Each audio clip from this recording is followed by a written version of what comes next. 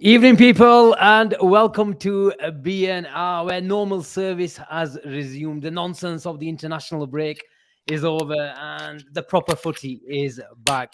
The theme this season, boys, has been what is Blue Chip doing? What is Blue Chip doing? What is he doing? Fucking Well, stupid anyway, guy. whilst he's messing around with whatever, the theme this season has been comebacks, and we're just doing, and We we're have to just put on sticking. mute at least. Avi, we haven't been on screen for about a week and a half. Boys. And Yeah, this is what blame we do. yourselves for that. Blame yourself. Now the chip's back in. Now we can do shows, isn't it? Always rely on the content creators, but the co-founders can't do anything at all. But anyway, Look, listen, we were we're back taking now. a break. We're back in all our glory. We were taking a break. It's a nonsense, like I said. Nobody wants to watch the international break. But look, we're sticking to the theme. We've come back, and it's been. We missed you guys. But the rules haven't changed. You come, you smash a like, you say hello, and you do all the good stuff like subscribe if you haven't And already. chip abuse as well. Look, even Jay's on my side today. Very early The on. prodigal son. I mean, he was going for me for last week when you were ill. He was going for me. It's all good. It's good to be back. Look, It's good to be back. It's good it's to be good to back. be back. Had a little vacation, had a good little rest. Got ill again. I'm a walking, talking advertisement for COVID, but all good. Good to be sharing the screen with this co-founder, Mr. Sajid Iqbal. But it's good to be back. It's good to be back when the team's winning, and essentially that's all that matters. That's why we do the channel, and we'll go into it, Asim, because I'm sure we'll talk about the systems and the flexibilities, the summer of versatility in the midfield options. He's already As we getting go on. frustrated. As long, Gene, as long as things are not rigid. There's a bit of context to this, guys. A bit of context. You know what's unfair? It's because you two are from obviously the Bradford area, so you two will always banter me. That's fine. That's totally fine. I need to bring a Londoner in. I know Sarib will be back soon, but I need to find a real veteran Londoner onto the show, and I will find him. There is someone out there, and I will find him one day. I will find him. I might have to pay him. I might have to pay him to come on here, but I will find him. You can why don't you bring Unks on? Even I guess he's from Luton, isn't he? Well, it counts, I guess. But how are you, Avi? Yesterday you phoned me and you were on the way to a pharmacy looking for a quick fix. Was it a cold? Was it a flu? Was it COVID again? How many times have you had COVID? I was meant to go to there's a pharmacy called CVS, but I ended up in the booth by getting a bottle, which actually improved overnight. Had a couple of shots of brandy and I'm good. Sober Sunday, as it is, and I always respect. Sober Sunday. Always sober, but even though it doesn't look like it on most Sundays. I'm here now. I'm here, and look, let's go into it. I'm ready. I'm taking far too much time off. Gene was messaging me absolute abuse, thought I was faking the illness. Had to get the buddy to reiterate that I was ill to him. So yeah, all good. That's good. Gene, are you warmed up? Avi, yesterday outside the ground, I saved this lad about 30 pounds when he was supposed to. He was going to go to Asda and go into George. Is that the collection that they still do? The George collection? Oh, man. He was cold. I told him, I go on the away end where we're sitting. You know, Wolves do like a bit of a fire display before the kickoff, don't they? I told him, you'll get warmed up, trust me. And within 5 minutes, he had built so much heat that he needed to let off all first half. This guy was absolutely going crazy. Just imagine him and Shahid next to each other. You're telling me. And big up to Shahid as well. I think he flew in from Pakistan on Thursday. He's gone back on his flight today. So he's a very dedicated fan. His house setup, I know you won't go into it, but amazing setup. So big up to the Karachi LFC Supporters Club. Oh, Lahore, Mafi. And listen, guys, what happened in the cricket? India versus Pakistan. What happened to you boys? Liverpool Kya hua? India, mate. Asia Cup winners today, India, mate. 53 all out to Sri Lanka. This is like the Thursday Europa League tie. We'll take the big one at the World Cup. Are you guys allowed to enter India? Are you entering India in the World Cup? Why not? We're neighbors. You're working on it. Don't make this political, Avi. This is just sport. Pervez Musharraf is working on it. Tal theek hai. Bloody hell. That's a blast from the past. Well, let's get to the sort of And serious. listen. Wait, we'll go into it. Big up, by the way, Asim. Your videos, the pre-training before the game, pre-warm-ups are great. You know, I think you showed the Salah one yesterday. You showed the celebrations yesterday. Absolutely amazing, and keep them coming because I know you love your impressions, and I know you need that ad revenue. Oh no, So I don't. You joker. you keep You joker. keep that voice. You know what, Avi? I Two think point three Avi. million impressions was it? 2.3 million impressions was it? Last week Avi's was on form, man. Big up Elon Avi's Musk. ready today. He's ready today. You can tell he's missed the shows, man. You can tell he's Every little helps, man. Every little helps. Tesco used to once say. Gene, we don't need a COVID test. Avi's dishing out compliments. He's still got COVID. Oh, let's get to the game, boys. Let's get to the game. The start, the team lineup, Gene. Wow. After the international break, we thought, you know what, we're going to Molineux, that disaster from last year.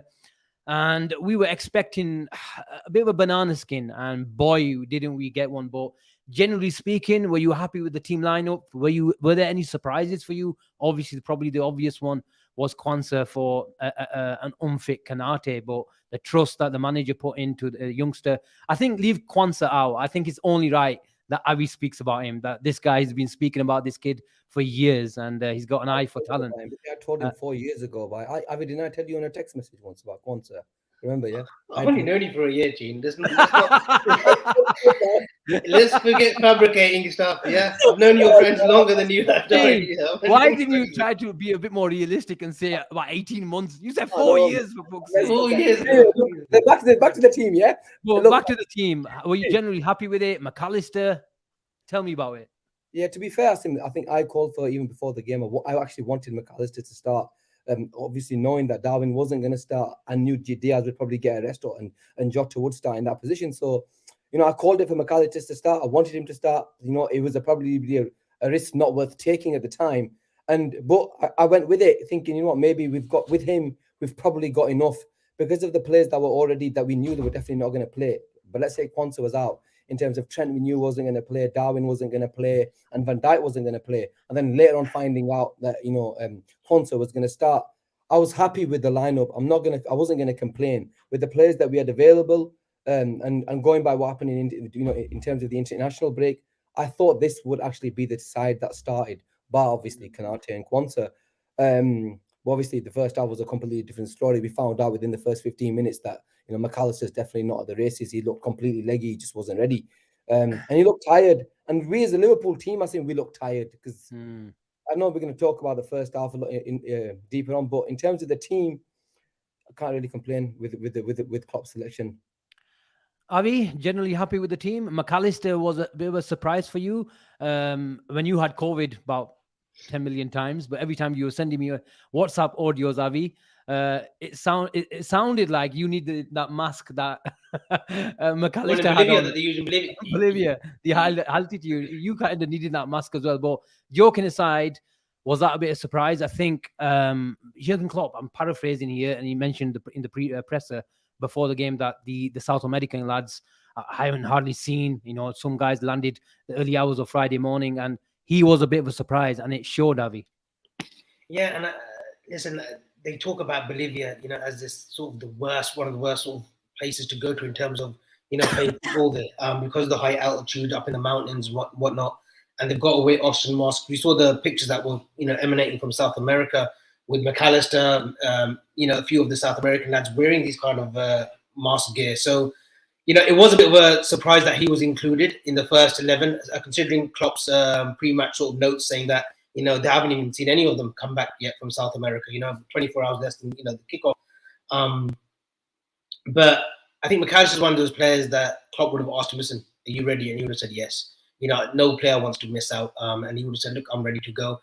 I don't think the options that were there, Harvey Elliott, obviously, we know can't play the 6. Could he have dropped Jones back in the 6 as a loan? He did it in pre-season. I don't know. He did do it in the under-21s alongside Angel Gomez for the tournament in the summer. Could he have put Bajicic in there? I know they're trying to slowly sort of bring him in, even against for the Spain under-21s. Gave him, I think the coach has been instructed by the club, to give him only 15, 20 minutes. And he did get 20 minutes in one of the first friendlies, not the Scotland game, prior to the Scotland game. I think it was the under-21s against Croatia. So, Wataru Endo, who played against Germany, I think he played the full 90 minutes, didn't he? In a very impressive performance, could have been him. But look, he went with what he thought was best. I was surprised with Jarell Quansah. I think Jarell Quansah, the way Klopp was bringing him on, giving him 15-20 was a big risk already. But bringing him starting him against Wolves, a Gary O'Neill team, which we saw it last season against Bournemouth. They set their stall, the Billings. He tried to get men with stature and a bit of height to ruffle us up. And he did the same yesterday with that midfield. They were bypassing us at will in the first half until we obviously changed formation and whatnot. And we'll come onto that. But yeah, I don't know what kind of movements he could have done in terms of player selection. In terms of first 11 that we saw. In terms of Endo, Avi, Adnan asks the question, why not Endo? Do you think Klopp and his coaching staff were caught by surprise by how aggressive in certain areas Wolves were? They sat off in the press, and then they swarmed us in the areas that really, really mattered. And he probably expected McAllister to control proceedings. Endo maybe is more of a ball winner than McAllister, but he played McAllister because he thought he'd probably have about a lion's share of the possession. But especially in the first half, it just didn't work out. It didn't work out. And I tell you what it was, the early yellow card within the first 2 minutes didn't help either. Because by then McAllister's going to be playing catch-up, especially if a player goes past him, like Lamina was going past him. João Gomez was making forward runs. Who was the French guy that they got from Strasbourg? Bellegarde? Was it Bellegarde? Yeah. He was impressive for the first 50, 60 until his legs went. They were bypassing us at will. And Szoboszlai, McAllister, Jones, who was really on the peripheral. We just didn't get going. And defensively as well, when you've made changes such as Trent going out and you're playing this in Gomez in an inverted, which is a new school sort of teaching for him. It's a new lesson for him. You don't do it against Wolves away, especially with the Molineux crowd. They can get on top of you. So it was a bit of a miss and match. And yeah, I think the yellow card doesn't help. And from there, we were always trying to catch that rhythm that we couldn't in the first half. We couldn't. Salah misplacing passes, McAllister, even the shortest of passes, 5-6 yards, he just couldn't get this going. So Szoboszlai was found in no man's land at times. Jones was on that left. Just there's nothing there, and then Matip obviously, didn't help with his defending. But you got to give credit to Huang Lee Chan, and Neto. They used that byline very well. They made those clever runs. And we saw Neto, who had, Gomez and Matip on toast numerous of times in that first half. And obviously led up to that goal where, he skips past Matip at will and crosses it for Chan, who, Robertson should have done better, but, caught by surprise. Yeah. Gene, Avi said it was a bit of a mismatch, especially mentioned Joe Gomez coming in midfield. The Joe Gomez in sort of hybrid role was a bit different to how we've seen Trent play. Trent obviously plays it in many, many ways. That he's a generational talent and he can do anything what he wants. But you was obviously sat next to me and shared by, and I was saying to you, look, the problem that we have, we can't always just blame McAllister. Yes, he had a mare in the first half. He was tired, but he didn't have the options as well. And what I meant was Liverpool have always had that option from deep, whether it's Van Dijk, whether it's Trent, that sort of progression from deep. We even saw it today. I caught a bit of the Arsenal game, and Zinchenko, that ball of the 60-yard ball straight to Martinelli or Trossard over the top and gets you up behind the defense. We didn't have that yesterday. And in build-up, we don't have. At the earlier stages, we had Robertson in progression. But I think you're probably expecting too much from Gomez to come into midfield, even in the second phase when the attack started. But you probably would want him to stay more conventional, especially like Avi said, you've got Neto on the left wing causing havoc. Yeah, I was actually surprised to see Gomez actually invert Asim, especially with, let's say the changes that we've made in defense. So when I saw it in the first couple of minutes and I mentioned it here, I thought Gomez is playing inverted, and that was a shock to the sort of system, because really, if you look at our defense, who was actually going to be good, and this is let's take the first couple of minutes. You could not, and I'm not seeing Jarell Quansah play the balls that he did. We really never had anybody who I felt as though who was good enough to be able to play them sort of balls, get in between the lines, who's good enough to play, number one, to play the ball between the lines, and number two, be able to switch play.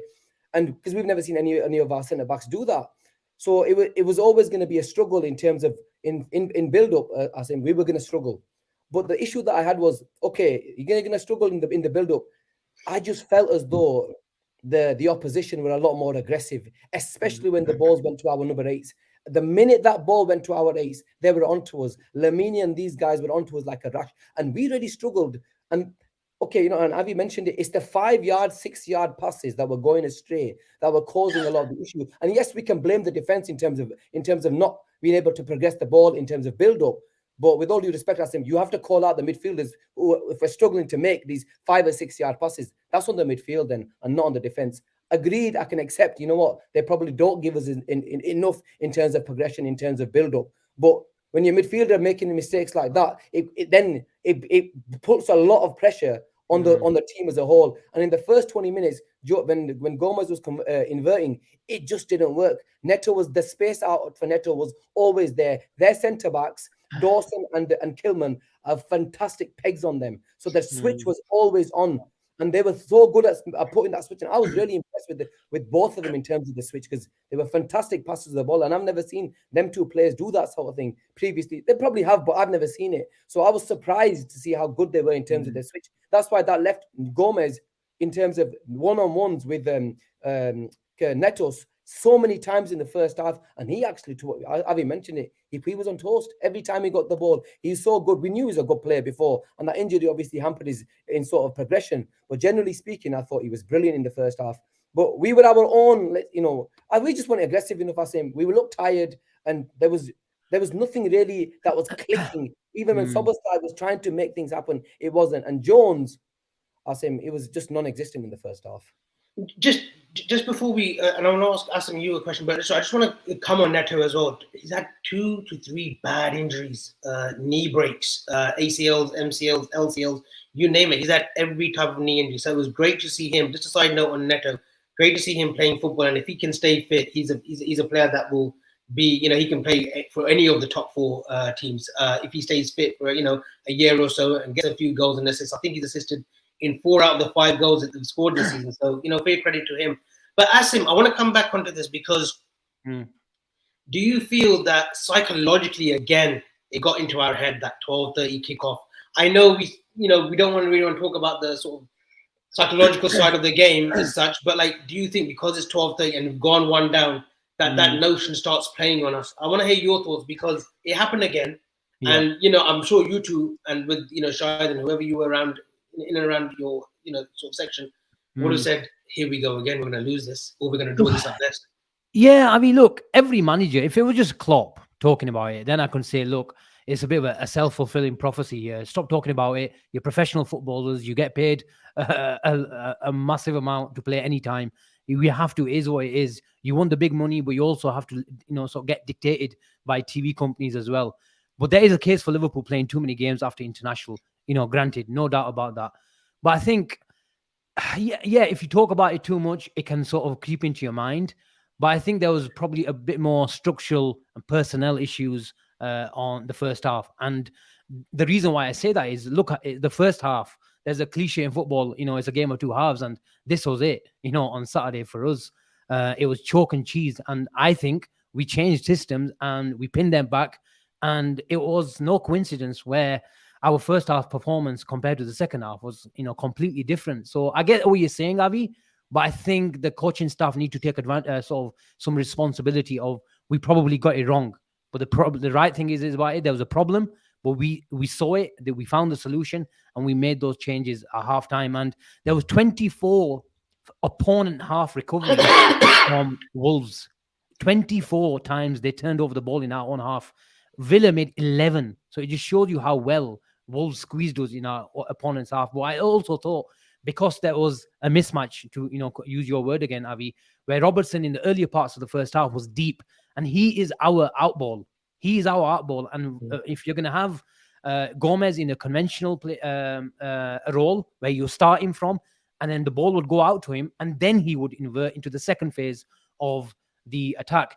But I feel like Gomez was probably not there because to overload the areas in possession. He was probably there to sort of stop their counter-attack because of the likes of Cunha running through the middle. We saw it at Old Trafford, Cunha running through the middle, left gaping gaps in the midfield of Man United. So we maybe wanted to stop that. But the problem is, if you're going to stop that, then cut the supply, like Chin was saying, over on the right and their left hand side. Matip wasn't getting out enough and being that right back.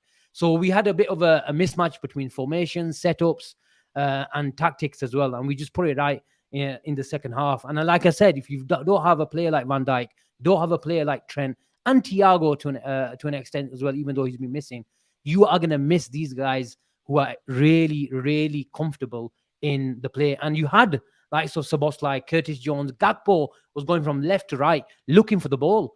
We had the ball, but we couldn't beat the lines because Wolves are really, really compact. And when they had the ball, you have to credit Wolves, where they were really, really brave. How many teams put their fullbacks on the halfway line? Semedo was playing in front of us. He was practically a right winger, practically. And Chen was coming off the touchline, in being in the half space. Even Nouri, even Net Nouri. And if we were compact in structure, Jones and Salah and the likes of Jota are not going to track their wingers. So you have to hold your hands up. They, played really well. And credit to Klopp as well for changing it, because we pinned their, defense up to with 4 attackers, and all of a sudden we had inverted wingers, we had overlapping fullbacks for them to worry about, and it worked a treat. And the movement of Gina, I just want to come to this, the movement of Hwang, Cunha, and Neto. I mean, it was sensational because Gary O'Neill would have known that Trent's missing, Van Dijk's he's got his suspension, so it was a makeshift defense, and it was the best time to attack us. When there's uncertainty in that defense. I mean, we talk about that the older statesmen in that defense, like the Matip, like the Gomez's, who have won titles, Robertson's, who won titles, who was captain as well. They should have at least been a little bit more composed, but there was only one composed defender in that first half, and that was young Jarell Quansah. He was the only one that you could. It was as if it was him who's the veteran, and the 3 alongside him, maybe Robertson not so much, but especially Gomez and Matip, they were getting absolutely ripped a new one by that side of Neto.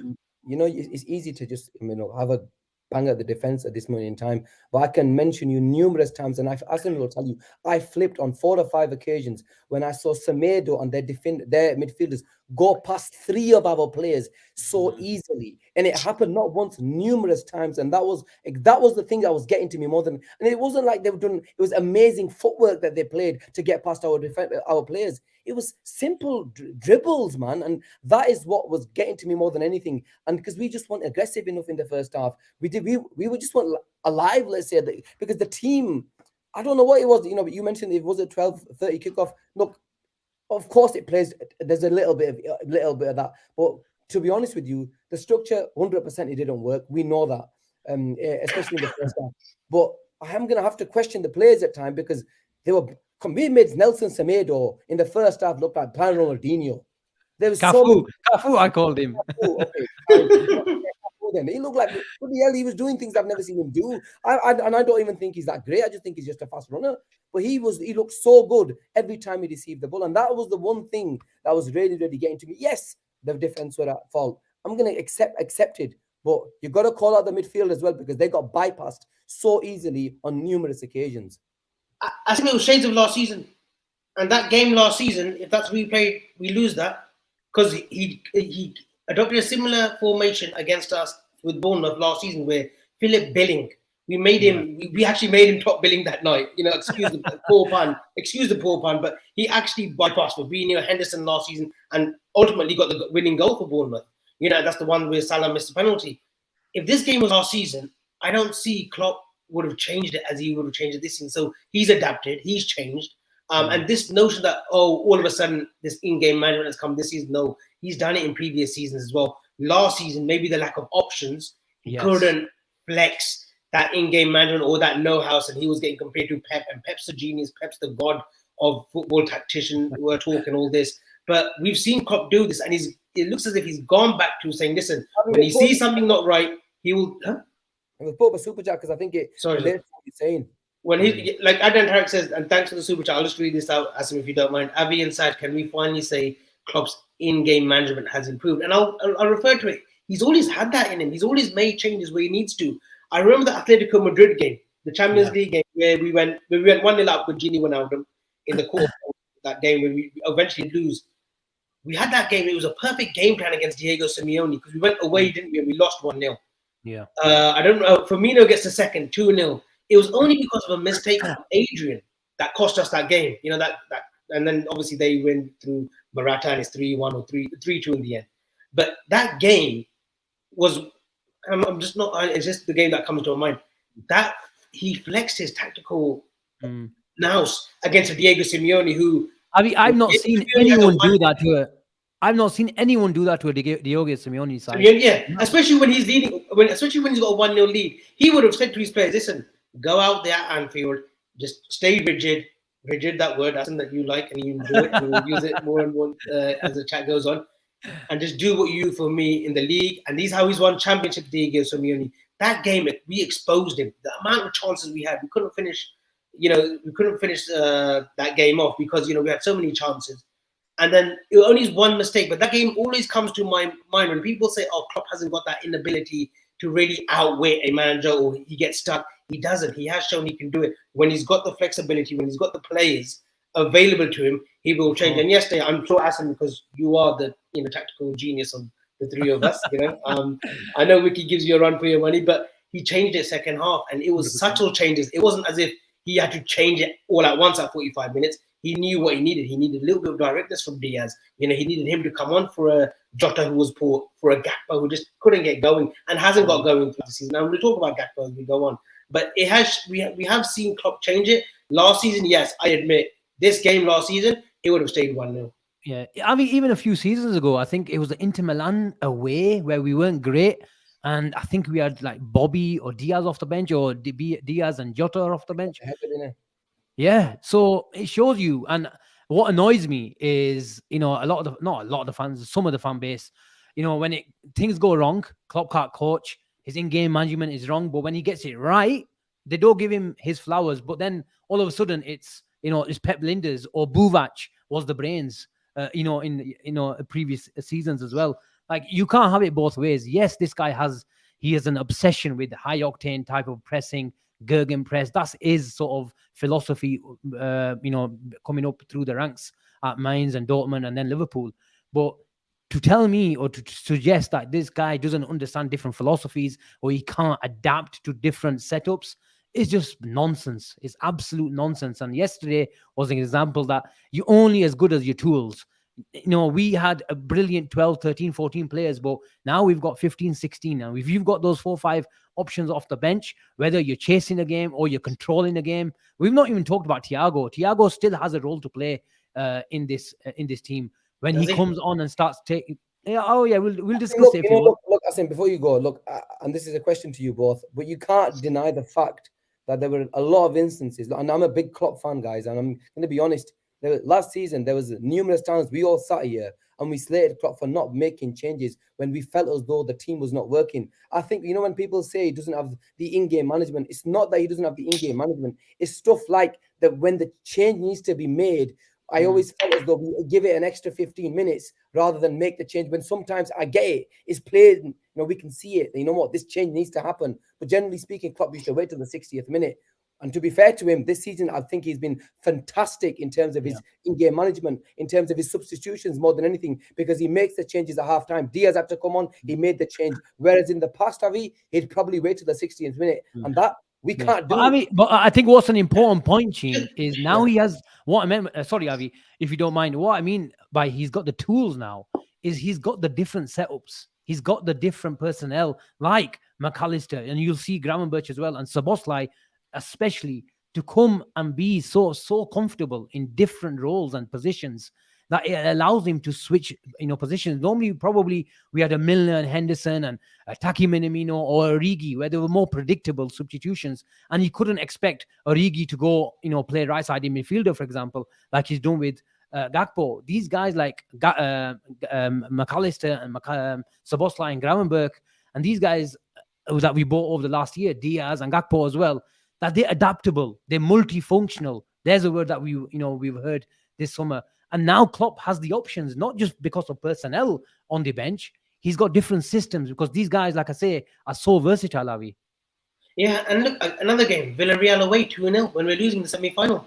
They get 2 goal lead. Was it 1 goal lead? I'm not sure. And then he changes it up second half. Diaz gets a goal, Mane, and obviously we go on to win and get into the final. But I think what it is last season as well. Look, we are allowed to say that Klopp was stubborn last season with his selection, and he was going with his tried and tested. But the tried and tested had no legs anymore. You know, the Hendos, Fabinho's, they were failing him too. You know, Salah, you know, was the best player at the back end of the last 6 months. Trent came into his own. You know, the last 12 games to the season, there was a lot of players that were off form. You know, Virgil. You know, there was a lot of ins and outs, so much uncertainty. Now that he has a settled team, and he has said and he's reiterated, I was happy with our window. You know, I'm happy with the business that we've done. And we can only go off by his words that he's happy with the window. He's got the players that he wants in. Now he's got the enablers to change the game. Chelsea game, maybe first game of the season where I thought, you know, he could have changed things quicker and sooner when Chelsea were on top of us. The last 10 minutes towards the second half, and they get the goal, and then Chilwell nearly scored as well to make it 2-1, but it was, you know, rightly offside. So, you know, we're seeing the changes, and look, I'm all for it. What I'm not all for is going a goal behind. That's something that is still stemming from last season, and we need to get the bottom of why that's happening. Is it concentration? Why are we doing it? Why are we picking ourselves up after we go down? Because that will happen again this season, and it will burn us. It will burn us. You don't win league titles by going a goal behind every other game or every game that you're going into. You know, it's a long season, and sometimes, you know, that does backfire on you. So we've got to make sure that he finds a formula. I don't know what it is, because we've been talking about this for the best part of the year now on this show and on the channels as well. That what is it? What is the formula of why don't we just concentrate, especially away from home where we do have that tendency to go behind? Why do you think that we keep on doing it? 3 out of 5 games now, Avi, that we fell behind, and there's been talk about the mentality monsters returning. Before you say it, 2 of them were just blatant mistakes, though. Yeah, the Newcastle 100%. Yes, the Bournemouth and the Bournemouth game as well, where it was a Trent mistake that they scored from. So, you know, it's maybe a lapse of concentration. It's a mistake. I would be more worried, and I think Asim, you mentioned this in the previous show, if somebody cut us up in the first 5 minutes, right? I would be more worried, because then you're thinking, you know what, then there's something not right. But it's a mistake. But these lapses of concentration, we just have to be on it. I think that's one of the most important things. The team has to go out and think, you know what, we have to be on it from the minute one and just go for it and play to our strengths, because we can't be lackadaisical, like, you know, Avi's mentioned in the past. We just got to go out and be turned on from minute one. And yes, look, it was Bournemouth. It was, you know what, in the Newcastle, it was 2 mistakes. And look, it is what it is, but we will improve as a football team. And I think going forward, you know, once we get every single player back, and now we will have more or less every single player back in terms of the games going forward. I want to see a major improvement in that side in terms of being switched on from the minute one, and hopefully we won't be the ones always conceding first. Avi, what I want to see is, you mentioned if Thiago, or ask the question, I should say, if Thiago has a role. If he's not going to play Endo in these sort of matches or situations where McAllister is coming from the other side of the world on a Friday morning and still playing and starting for Liverpool, then I want to see Thiago in that 6th role and Trent coming in, joining him. And then I want to see McAllister in his more natural role, and I want to see Szoboszlai on the right side of midfield. That box midfield, for me, it's going to do things, and I really want to see it. It's death by football, isn't it? That quartet that you've mentioned, all 4 possession-based players. Look, I'm sorry, Asim, but in a dream world, yeah, it sounds great on paper. It does. But Thiago's fitness, you know, it's not so much the player. I posted a video from big up to LFC Alma, by the way, who's creating these videos, and, you know, I retweeted it on Thiago, and I know Saj's massive on Thiago. Look, he's a player. If we had him from the age of 25, you know, if we had nabbed him then from Bayern Munich, we'll be talking about league titles that he's won at Liverpool, not at Bayern Munich or Barcelona. Unfortunately, at 32, I don't see how he improves his fitness. I really don't. It's the slightest of injuries as well. It's not like he's had leg breaks or he's had knee issues or he's had hip issues or abductor issues. It's hamstring issues. Those don't go away. They don't. Daniel Sturridge had them from 24. As soon as he joined Liverpool, he started having little niggling issues under Brendan Rodgers. Naby Keita, his Liverpool career was blighted by thigh and hamstring issues. These issues don't go away. A bit part role, yes, but what I mean by bit part role is you start in some games. That quartet that you've named, yes, it works beautifully against the likes of a Bournemouth at home, a Wolves at home, where, you know, the ascendancy is on us to have that possession of like 75% of the ball throughout the 90 minutes plus, right? But against big teams like Man City, I don't think you can go with that quartet at all. Ask a question to you though. If because I've thought about this previously. Let's say I'm just giving you about yesterday's game when we transitioned to, let's say, a 4-2-4, and in the two, wouldn't it be perfect for you to play a Thiago there? Let's say with a player, because I think that is, for me personally, if we're going for let's say we're going after a game, I think that works for him, because if let's say in a Jones position. Look, if you can play Szoboszlai as a 6, and if you can play Curtis Jones as a 6, you can play Thiago as a 6. Thiago's got more minutes as a 6 than Szoboszlai and Curtis Jones. So, and he is not the ideal destroyer that we just don't simply have. Endo and probably Bajcetic are the closest thing to it. But he's the controller. But if we're going to go all in and being the controller, now my point is if you're not going to play Endo in this sort of situation where McAllister is absolutely knackered, then when are you going to play him? But Asim, because you're not going to play him in the big games. Let's be honest. Asim, that's absolutely. I didn't even. You know what? I don't know why, but I've always got this obsession about 3 months since Thiago's played. The 7 months since he's kicked a ball for Liverpool Football Club. Wow. Yeah, like guys, like even when he got that kick from Richarlison, it was a dirty kick. That was a leg break, essentially. He was out. He was supposed to be out for like 8 weeks. He was out for 4 months then. I'm not saying Thiago's the answer. I'm saying if we can scare 15, 20 appearances from him, it will help us. There is a player out there that can do the Thiago role. And his name is, you guys are familiar with, Andre for Fluminense, who's playing part of that Copa Libertadores. I know Moby's been big on him, but he's actually a player. All Liverpool members know who he is, man. I know, of course the members as well, but I'm just talking about us three. Asim, we had a chat about him, how deep he collects the ball from the centre-back position, almost a sweeper-like position. He's the one player that, if we're looking at like that kind of player, like a 6, it doesn't have to be a destroyer as such, but can play, could do a bit of everything, but excel in everything as well. He's the man that we need. And I think it will help Trent as well. We've seen Trent more conventional, high and wide, even dropping into centre-back positions as well. We've seen the inverted business just a bit, but I think it's a bit of a circumstantial as well, because we've been down to 10 men, about 100 minutes against 90 minutes. We've had no time and not enough possession. The first sort of game that we had total control in was against Aston Villa, but because they sat off, it allowed Trent to go into those. But it also depends on the opposition. It's horses for courses. Villa with Diaby and Watkins, we had 2 players pressing, and so it allowed Trent to go into the centre-back position, and the high line.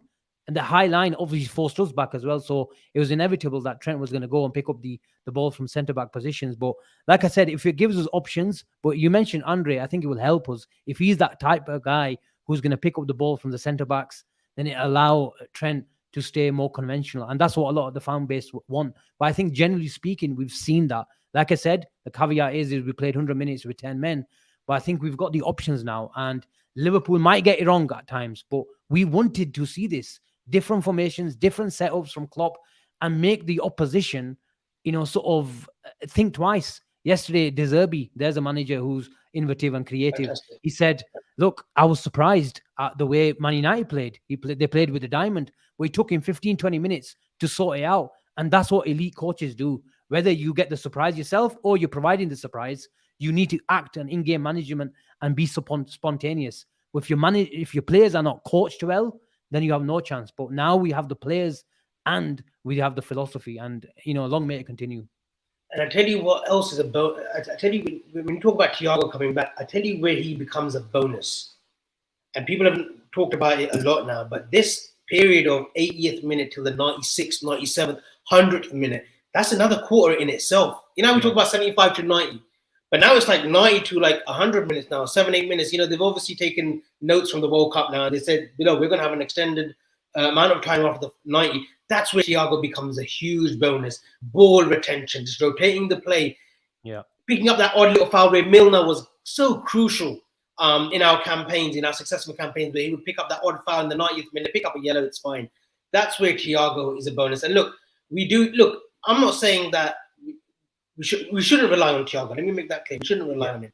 But where we need him to contribute is in those sort of key areas as well. And look, maybe it might be Asim, that you might get your you might get that selection of that quartet against a lesser team. I don't think you go with that against an Arsenal or a Man United or a Spurs, but against a lesser team at home where you just need to like go from it from minute one, where you just want to have the ball possession. You've got your three forwards. That's when you cause damage. Yeah. Kwanzaa, Avi, you deserved to talk about him. You've been raving about him for years. You like to check out the Liverpool Academy. You always messaging on That's our why I've WhatsApp got group. your. That's why I've got your Liverpool ID, your Liverpool Come on. FD, your FC TV I don't- subscription. I don't like sharing that. I don't like sharing that. Whatever is yours is mine, as the saying goes, Nothing. Avi. Come on. Yeah, let's just hopefully that it's only that what's yours is mine. Yeah, nothing else. Yeah, please, bloody hell, calm down, man. I Honestly, set him up for that. what's yours is mine. Mine is yours. Let's Good just job. stick to- Good job. let's stick to Good the- job. He's sober. Good job. He's sober. Ah. But Kwanzaa, the manager said in the first half that he described it as he was thinking WTF in the presser after. Yeah. Where he goes, Kwanzaa was still one of our best players, and that just showed you what type of performance he had. He was absolutely knackered. Was it an injury or a bit of cramp at the end? It was a cramp, yeah. But that was a brilliant performance, and the trust he could probably easily played Konate for about 50, 60 minutes, made sure you got the professional performance, and then brought him on to close the game down. But Jurgen Klopp is probably against Jurgen Klopp's style to, sort of go against the script, if you like.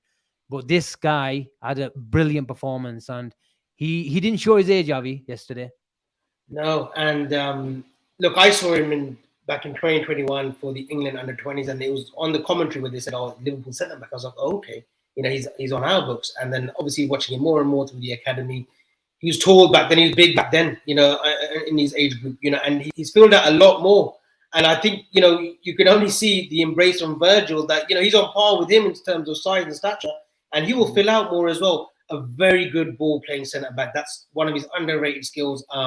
Bristol Rovers, I think he was out on loan the last season, but Joey Barton, who was the manager, was raving about him. They wanted him again, but look, he's been kept on. He went to Singapore with the team, would have learned under the guidance of Virgil, Matip, Joe Gomez, Konate. I'm sure they all sort of putting their arm around their shoulder and saying, "Listen, you belong part of this sort of 5 centre backs, you can say." And I know we were talking about the Antonio Silvas, the Inacios, we want certain centre backs, the Gabardiols who linked, but this boy's come in and he's got on with it.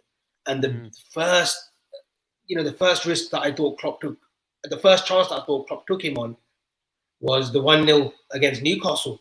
Just put him in there, say, "Listen, we're 1-0 down, 10 men, go out there because I need to take one of the centre backs off," or I don't know which substitution he made, and he was brilliant in that game. The Villa game, last week when he came on for like the 15, 20 minutes. Looked assuring, the clearances, very calm and composed. And yesterday, like I said, he was head and shoulders above the defenders in the first half. And second half, it was more comfortable because we had more possession. But he still had that sort of awareness around him.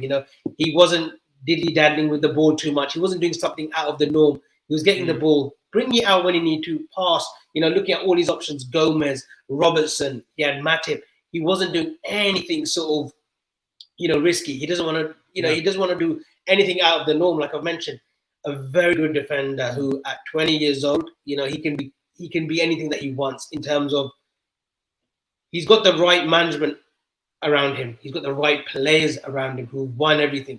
He's got the biggest he's got the best defender in the world for the last sort of 5 years alongside him in Virgil van Dijk, who will be guiding him. The embrace yesterday would have meant the world to him, and he had a little pep talk with Jarell Quansah as well, did Virg, and said, "Listen, that was one hell of a performance." He could have been overawed by the whole occasion. We've seen defenders come in the past, Nat Phillips, Reece Williams, but this lad is born different. He just is. And, the more games that we'll get, the Europa League, the League Cup, the FA Cup games, and if he's getting chucked in league games, it shows you that Klopp has huge trust in him. It's like he had trust in Bajicic last season as well, I know injuries and stuff didn't help, and he had to just trust Bajicic, but he didn't let us down.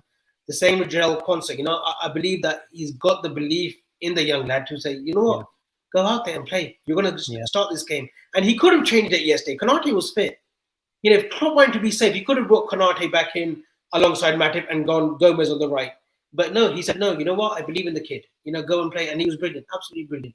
Yeah, 100%. Gene, Joey Barton mentions that he's that kind of guy that off the pitch is one of the nicest kids you meet. But the moment he crosses that white line, he turns into a different animal. And that is the type of player that you want, that nastiness. And I thought he kept it really, really simple off the ball. When he needed to go into touch, when they were in transition, dangerous situations, he swept up play left and right really, really well and put it into touch. And we organized and reset. When the sort of confidence builds, you'll see Van Dijk, shielding the defender and resetting play if he has to go back to the defender or Alisson. But that will come in time. But I think on the ball, like Avi mentions, he was the most brave. And we were complaining about when Jones or Jota were hugging the touchline and you needed that switch. We were screaming out for that switch. But Matip and Gomez weren't brave enough. Some would say they just don't have that pass. But on the few occasions it came from Kwanzaa. And I checked the stats. 6 progressive passes, all 6 were accurate. Off the ball, kept it simple. On the ball, really, sort of made the choice at the right time. And for a performance for a young kid, like Avi says, a calm, collected performance, what more can you ask for? It was a no risk, no sort of bullshit performance from him, Asim. And that's the worst for it. He was a defender yesterday and he showed that, especially in the first half. But the thing that really, really stood out for me more than anything, Asim, was him and his ball playing. I was so impressed with him because we were crying out for that. Because with all due respect, the other two can't do it. This guy has that in his locker. He's able to play them 40, 50-yard balls. And it peed me off a little bit of time because he'd play that ball. And Jota and Jones, especially in the first half, just didn't give us that threat on the left-hand side. And they didn't really, you didn't really see the pass, if you know what I mean, because we'd lost the ball. So you forget about that pass that was played prior to that. But all in all, Asim, what a brilliant, brilliant performance for the lad. And I'm chuffed. He was my man of the match. And simply because, honestly, he was my man of the match because I thought he was that good. Yes, and I know people can give it to Even gave me a shout out on Twitter yesterday. Who did? I was so impressed. I gave him a shout out because to be fair, he did mention Kwanzaa, yeah. Look, yes, Salah 3 assists, amazing. There are other players, but the amount of pressure that's on this kid, it was understandable if Verge was playing. He was playing with Gomez and he was playing with Matip.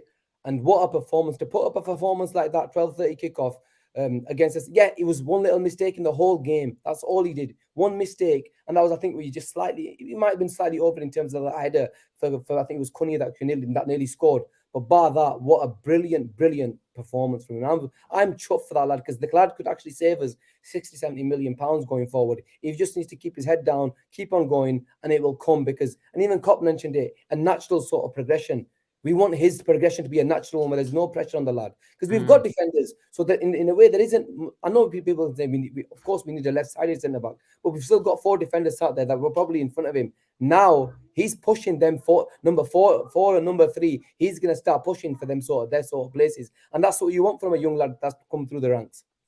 And just on that, Asim, as well, look, we've got to allow the kid to make mistakes as well for the first team. Whether it's in a cup game, Europa League game, whether he costs us an early League Cup exit or FA Cup exit or whatnot, he will make mistakes. And that's a learning curve. Jamie Carragher, when he first came, he was scoring own goals all over the shop. I think he scored 2 against United in 98, 99. He still is. He still is. Yeah, he's still scoring, with his tweets. That's what he's scoring own goals with. But Jarell Quansah, we have to allow him mistakes. I see people saying, did we need Colwill, Quansah? Let's not compare Colwill and Quansah. Colwill has made a couple of mistakes, but Chelsea have to allow him to make those mistakes. Louis Colwill is a very good defender, a very high-quality defender. That's why we were linked with him. Let's not make comparisons. Let Quansah play his natural game. He's shown me shades of Rio Ferdinand, through the academy, the way he brings out the ball. I'm not saying that he will be Rio Ferdinand because I think Quansah has got icing, but I don't want to compare him either to becoming the next this, the next that. Let Quansah fill out. Let him play games. He's 20 years old. He will make mistakes, and we can't go on his case when he does, because the minute that we do that and turn our backs against him, that's when a player's career, especially at that age as well, is very fragile still. And his confidence can absolutely go from here to low, to really low. So we've got to make sure that he has that support, and we've got to allow him to, he won't always play that kind of games like he did yesterday. He won't always have those great cameos like he did with Villa and Newcastle. He will make mistakes, but that's the natural procession or progression for a young defender. Yeah, 100%. We could talk and wax lyrical about Kwanzaa all night, but we have to move things going, keep things moving. Salah. We've run out of superlatives, Gene, about our king. 200 goal involvements in the Premier League, the ultimate creator, the ultimate finisher. What more can we say about Salah? In a relatively quiet game for Salah, he still produces 2-3 moments of genius, and that's what we got yesterday. That's the greatness of Mohamed Salah. You know, he can be quiet for 89 minutes and then bang, he's good enough to do anything. He's good. And I also, honestly, I was talking to some lads about, yesterday, you were mentioning, the best players of the Premier League era and the, in terms of the history of Liverpool Football Club. This is a guy that we're talking about that he is one of the greatest ever players that has played for this football club. And over the last 6 years, this guy, he's given us everything on and off the pitch, availability. His will to win is unmatched. That's how good he is. And I just, honestly, I'm dreading the day he goes. And I wish, I know people are saying that, he wants to go, that my next season is the season. If I was Liverpool Football Club, Asim, I'd put that contract down and say, you know what? He's worth the money. He's showed, even at the age of 31 right now, how good and what he means to this football club. People used to give him crap. Oh, he doesn't do much. He just scores tap-ins. The way his creativity numbers are off the scale. I'm just honestly in awe of this football, and I'm just not looking forward to the day he goes. So we just have to enjoy every single minute that this lad plays for us, because he is a legend of this football club, and he's going to go down in the history of this football club as he's that right hand side in the history of this football club is going to be more Salah's for the rest of the history. But Gene, it's not just about Liverpool Football Club. He's an all-time Premier League great, isn't he? I see him in the all-time Premier League. He's in the equation with him and Henry, for me personally, anyway. That's, people can say what they want, and this was Tassib that was talking to me about. He was like saying Henry's the greatest and Henry's the greatest, and I get that, which is fine, and he's entitled to his own opinions. If Mo Salah had won one more Premier League, mate, I'm telling you, there's not a player that could have come to me and said Mo Salah's not the greatest in the Premier League. He was just a bit unlucky, and we missed out. But hopefully this is the season he brings it home, and if he brings it home, there is no question that he's the best Premier League player. He's the best Premier League player ever for me. That's just the way it is. For a player to put up those numbers from a winger position are unheard of. You're talking better numbers than Harry Kane. Harry Kane, arguably the best number 9 of this generation in the Premier League. This guy, Mohamed Salah, has got better numbers than him. So the maths will do the talking, man. Avi, I have to agree with Gene. I think he's the greatest. I don't give a shit if it's Liverpool bias, but I'm going to back my man. I've said, I think on this channel as well, I know I've said it on previous channels, Mohamed Salah is the greatest Liverpool player of my time. I've seen John Barnes. I've seen John Barnes play.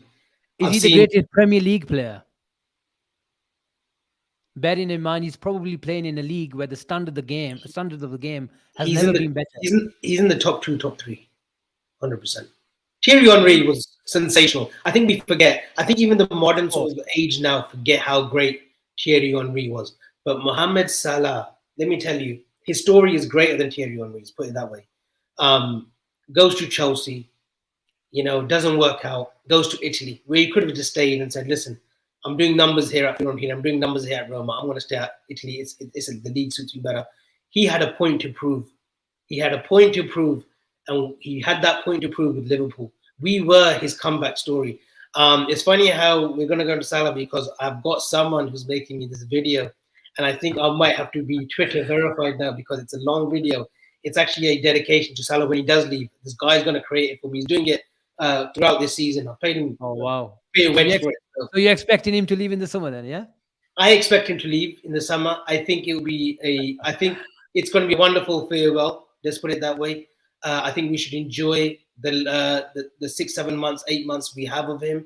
And listen, he goes with our blessings. He's done everything possible. Gene's talking about if he adds one more to his collection, this and that. Listen, he brought something to mine and your Gene's, like we're similar in age. He brought something after 30 years. He brought the league title, along of obviously the 11 that he had, but the Champions League, the hurt of Kiev, then doing it again next season, scoring the winner. He's got so many stories to tell. which makes me feel that he is the greatest Liverpool player. Premier League player, yeah, 100%. Either him or Henry, take your pick. Henry was absolutely sensational. You can't take anything away from that. But Salah's story is far greater than Thierry Henry. Salah at 31, Salah delivered the UCL to Liverpool, Henry didn't. Yeah, that's true. No, 100%, 100%, Gino. I agree with you.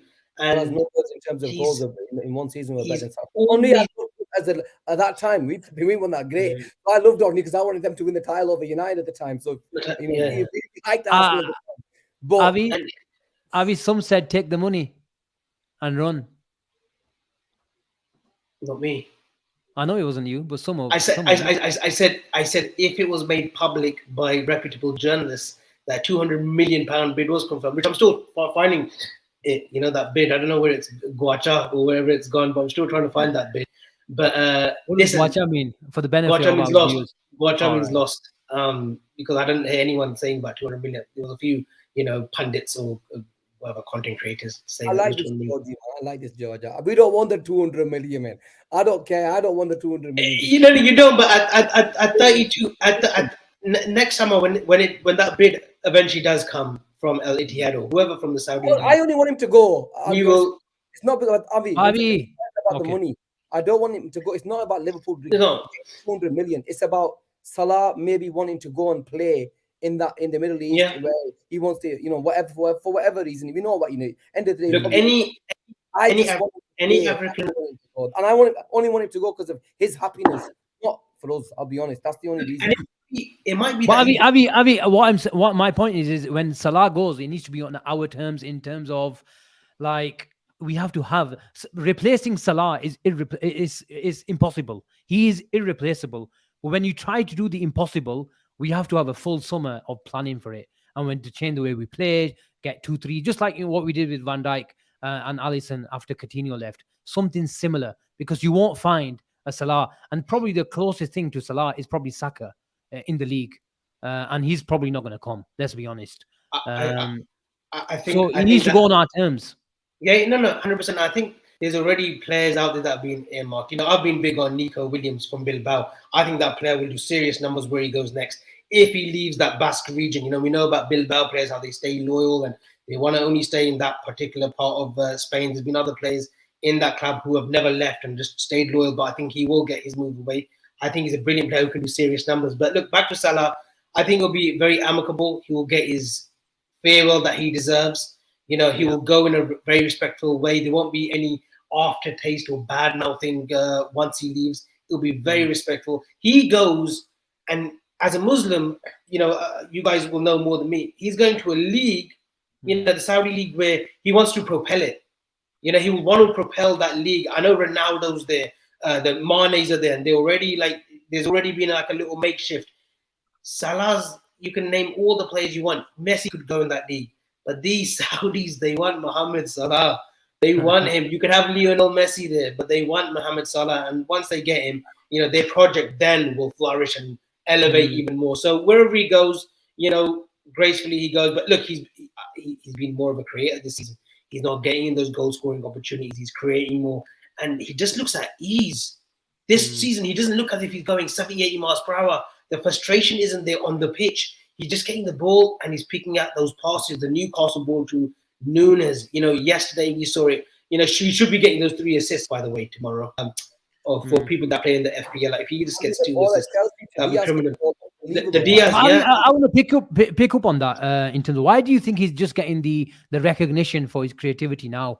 Because he scored or assisted in 11 consecutive appearances. The last player to do so was Mohamed Salah in 2021, 15 games in a row. Why is he getting the recognition now?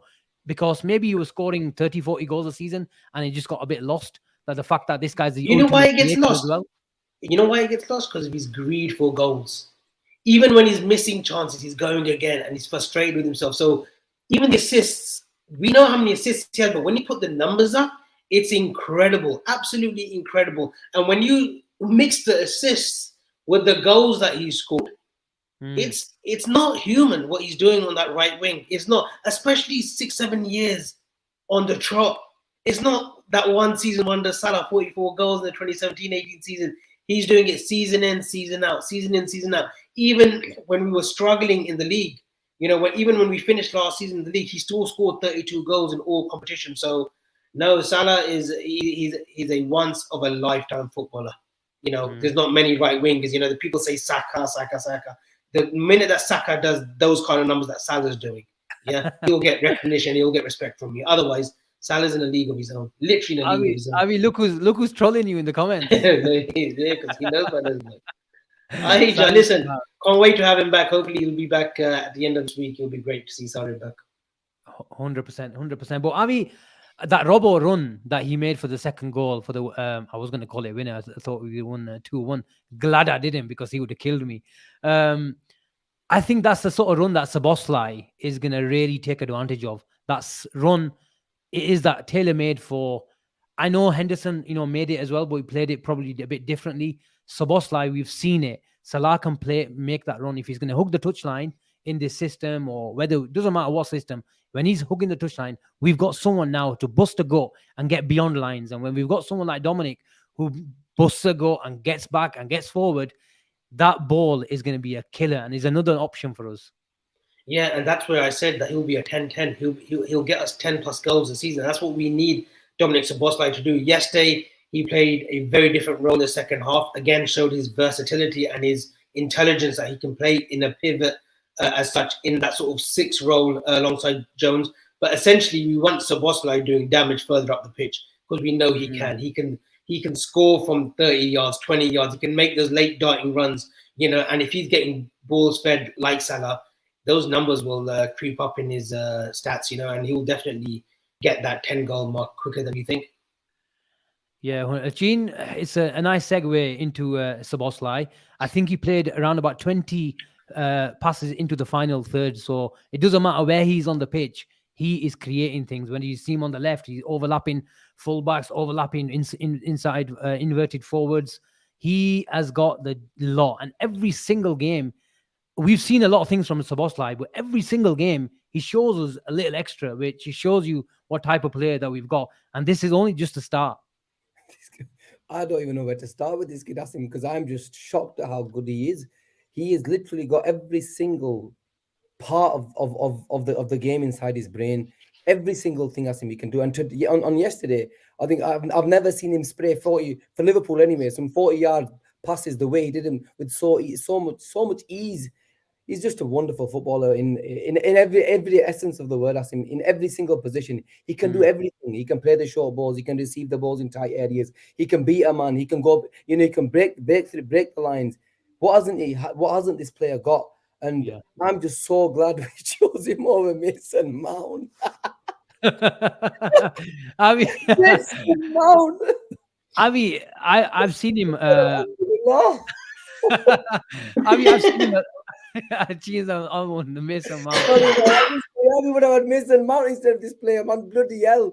Oh, bro, honestly, forget. I mean, we were really low yesterday, Avi. And I know we've been watching him for 4 or 5 games now this season. But being low down, Avi, apart from put his sort of attacking talent to a side, being low down, it gave us a different insight of how quick or how aggressive this guy is when he loses the ball, whether it's himself losing the ball. And there were a few occasions, let's make no mistake about it.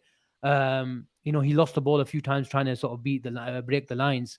But when he loses the ball, Avi, his counter pressing is unbelievable. I've never seen anything like it.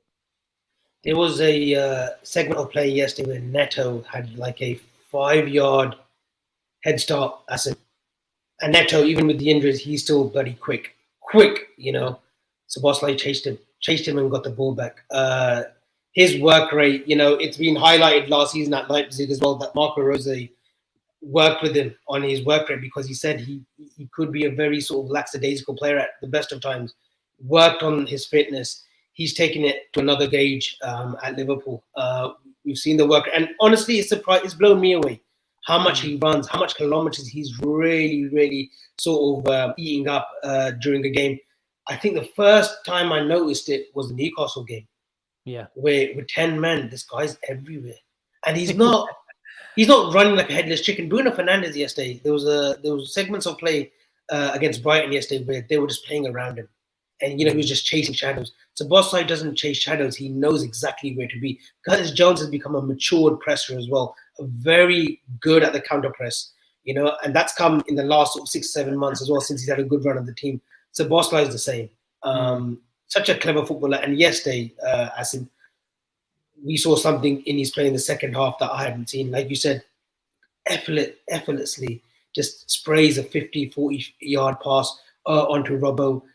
Looking at the play, he's looking at everything in front of him, and he's 22 years old. It's the maturity, Avi. It's Absolutely the maturity. And fair play to the Hungary national coach as well, who gave that captaincy as well. He's the next sort of wave of young Hungarian players who are coming through as well, and it bodes well for us because he's shown that he can lead this midfield. Already 5 games into the season. Yeah, 100%. And like I said, Gene, it's the maturity. And Dazzle tells us it's 53 contested duels as well as him. And I'm not surprised. And we've mentioned this word tonight as well, Gene, multifunctional. And we saw, yes, we have the downside of not having a natural DM, a natural destroyer who can win balls and get us up and have sustained attacks. But the positive is if we're going to play multifunctional, adaptable players in various positions, we saw it for the first goal where Szoboszlai was sort of accelerated into a different space into the pitch, and we were onto their defense. If you have that player who is naturally gifted on the ball, naturally comfortable in different roles, different areas of the pitch, it can work wonders for you. And it sort of, played out for the first goal where he just injected a bit of pace into his play, and all of a sudden Wolves were backtracking. And it's a point that you've mentioned. I want to go back to Avi 1 second. He's been going on about the summer of versatility, and if there's one player in this Liverpool side over the last 5 games that showed us how versatile he is Szoboszlai. They might have, I think, in about 3 games, he's been where he started. His starting position was he played in a different position. Let's say 40 minutes into the game. This is how good Dominic Szoboszlai is. Anywhere in that midfield role, wherever you want him to play, he will play that role perfectly well. And we saw, and you mentioned the second half yesterday against Wolves. It was brilliant to see him actually break between the lines, especially when you're playing in a double pivot. You're not really expecting them to go. You expect him to make the easy pass or make the ball, but he was good enough and, let's say, confident enough to go make the run, look for the the 1-2s, look for the let's say the cute pass, because he's got every single thing in his locker. He's the player can do everything. And honestly, Asim, I'm in love with this footballer because I think he's got, and I've compared him with the likes of Ballack and stuff. I think Ballack, I'm sorry, Avi, but I think this is a proper Steven Gerrard regen. This guy has got every single attribute that Gerrard had. And look, I don't think he's as aggressive as Gerrard was. He doesn't like go in like slide. He doesn't slide tackle. He doesn't go get off the floor on a tackle. Like Ballack was a very much more of a standing tackle player. Gerrard was like 100 miles per hour. I don't think Szoboszlai plays 100 miles per hour. He plays at his pace. He plays a mature game. It's different. He might not tackle at 100 miles an hour, but he presses at 100 miles an hour. The kid's got everything, man. Honestly, I've watched every single part of his game. And another thing, and I know Asim's mentioned this previously, is when the chips are down and you want somebody in the midfield to go get the ball off the defenders and get the ball and say, you know what, give me the ball. Give me the ball. I'm good enough to play that pass. This guy's good enough to do that. And that's probably one of the hardest things to do in football. 100%. I think by October, November, you're going to see the real Dominic Szoboszlai. Yeah. The one that will take that risk. The one that will keep showing that, listen, this is my league. This is my house. And these is where I belong. At the moment, I still think he's playing within himself and he's playing under strict instructions from Klopp. But when he gets that free roll, like he did with Leipzig, last season under Marco Rose, where it was just goals free flowing from all directions, that's when you'll see really patterns of play. And especially when McAllister is able to back him up on the other side of the 8 as well. Ask him another thing, if you listen to his interviews as well, in the way he speaks, says the right things. You know what? There's a winner. There's a proper winner in there, and this is exactly what we wanted: a proper winner. And even when he's when his tweets and stuff, you can tell that there's a proper footballer who wants to win the lot with us. Asim, we definitely did the groundwork on his character, didn't we? 100%. We triggered that clause, Avi. We triggered that clause. But look, you guys have hit the nail on the head that we have a special player, and every week he shouldn't be surprising us because we've seen it week in week out for a month now. But there's something, this different facet of his game that we see that I think we haven't seen this before, and every week he gives us it. And like Gene said, he says all the right things on and off the pitch, and what a talent. And there's so many comments saying this is just the start. The best players in the world, the best midfielders in the world. You can name anyone in our generation: the Pirlos, Alonsos, Thiagos, Iniestas, Xavi, the Modric's, the Cruises. What's one thing that they've never done when they go behind? What's the one thing they don't do? One of you, panic. They never panic. McAllister yesterday was panicking. He was wary of that yellow card. He was getting bypassed. Dominic Szoboszlai does not panic when we go behind. He was like, don't worry, listen, I'm seeing the game as I'm seeing it. Yeah, Curtis Jones was on the peripheral yesterday. They were looking for someone. That midfield area, the second half, were looking for someone to inspire them. Dominic Szoboszlai was that guy.